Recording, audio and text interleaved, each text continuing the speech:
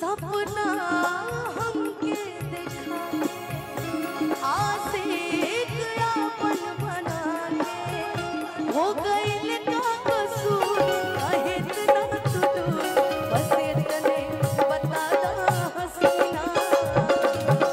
ये गंगेश्वर बाबा अनुपमा जी के जल्दी बॉयफ्रेंड ना सीधे हस्बैंडे दे दो। मेरे हालात ऐसे हैं मैं कुछ कर नहीं सकती कल्पना हुई लेकिन मैं आगे बढ़ नहीं सकती। हेलो कि जख्म है भरा भरा और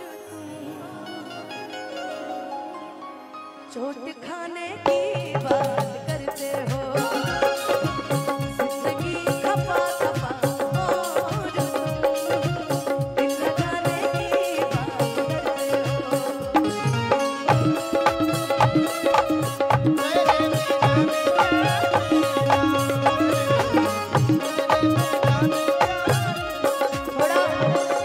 थोड़ा माइक थमाइए ना कल्लू जी को 1 मिनट के लिए।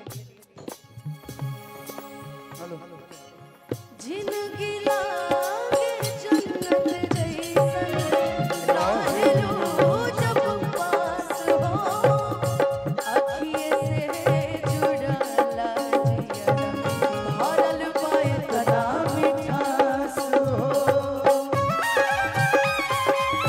इस गीत के राइटर मेरा पैराडाइज प्रोडक्शन प्रिंस प्रियदर्शी भी उपस्थित है मंच पे। एक बार जोरदार ताली प्रिंस खातिर आप लोग बजाई लो। वाह जिंदगी लागे जन्नत जैसन रहेलू जब पास हो अखिए से जुड़ा जिया भरल पाए तना मिठास हो।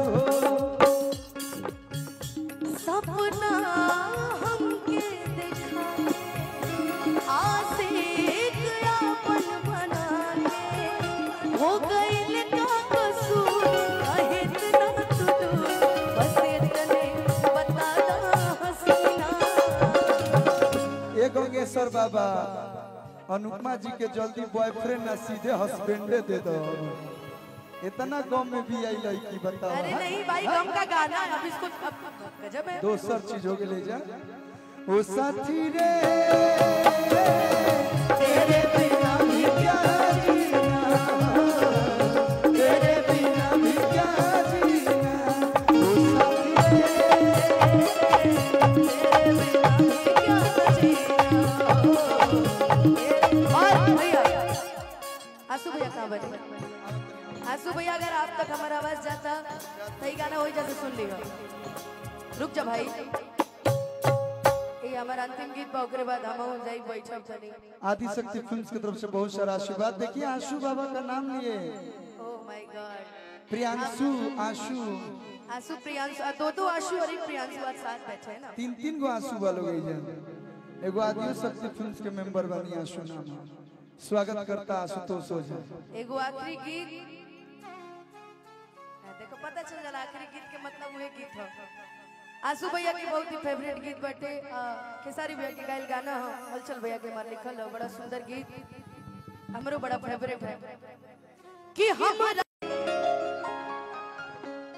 इस गाने के म्यूजिक डायरेक्टर हमारे प्रियांशु सिंह जी हमारे बीच में है। सत्यपाल भैया आइल बनी मंच पर प्रिंस प्रियदर्शी जी आइल बनी धनु भैया आइल बनी सभी के बहुत बहुत स्वागत अभिनंदन। कि अखिया तोहरे ही रहिया कि गईला कैसान रोग धरा के ई मिलन वाला धर पे छान दिल हमार लागे कहीं ना ओ साथी रे